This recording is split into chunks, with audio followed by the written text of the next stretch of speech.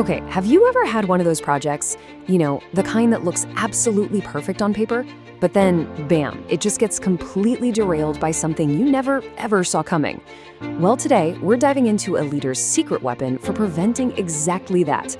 It's a tool that, honestly, once you get the hang of it, it will completely change how you run things.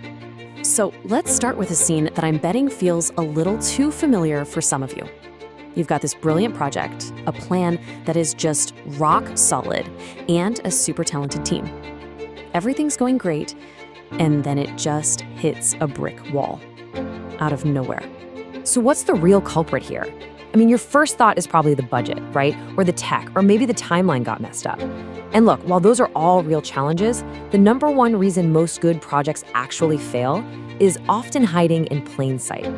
That's it, right there. The biggest risk to your project. It's not hiding in a spreadsheet.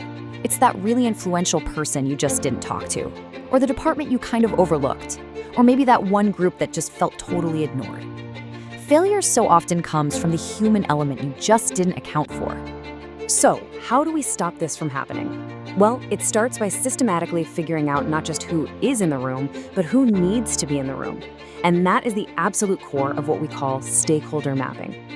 Now, I know stakeholder can sound like some stuffy corporate jargon, but the definition is actually super simple and really, really broad. It's just anyone, any person, any group who has a stake in how your project turns out. They can affect you or you can affect them. It's as simple as that. And this right here is the perfect way to think about the challenge.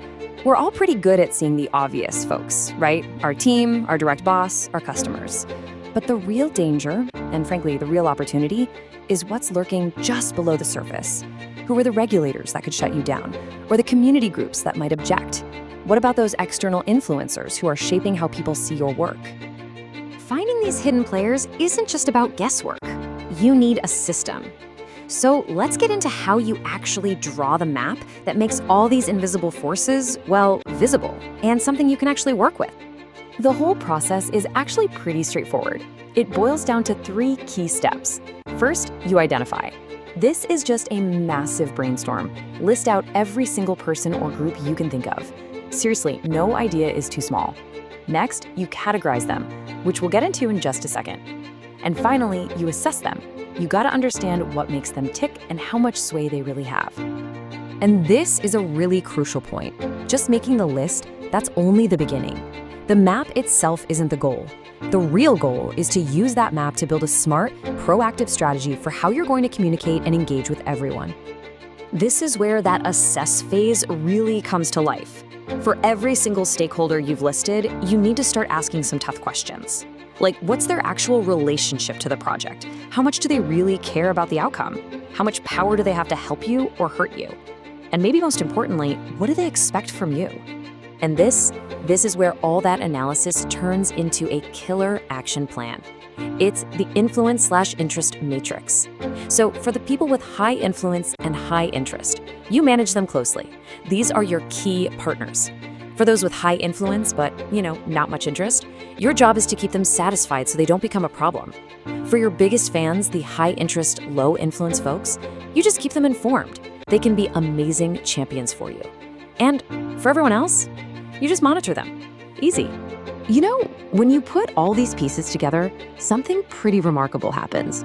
That fog of uncertainty, it just lifts. And instead of trying to navigate this complex web of people completely blind, you suddenly have this clear, strategic view of the entire human landscape of your project. This quote from the source material really just nails it. This whole process isn't about making more work for yourself. It's about making the work you do way more effective. It gives you total clarity on where to spend your most precious resource, your time, and your energy. So, what's the ultimate payoff? This is it. This is the big transformation. Stakeholder mapping lets you stop constantly putting out fires and actually start preventing them in the first place. You focus your energy where it truly matters, you make sure no critical voice gets ignored, you manage expectations before they become problems, and you dramatically, and I mean dramatically, increase your chance of success. So I want to leave you with this one question to think about for your own work. After everything we've just covered, who is that one person, that one group with real influence that you just aren't talking to right now? Go find them.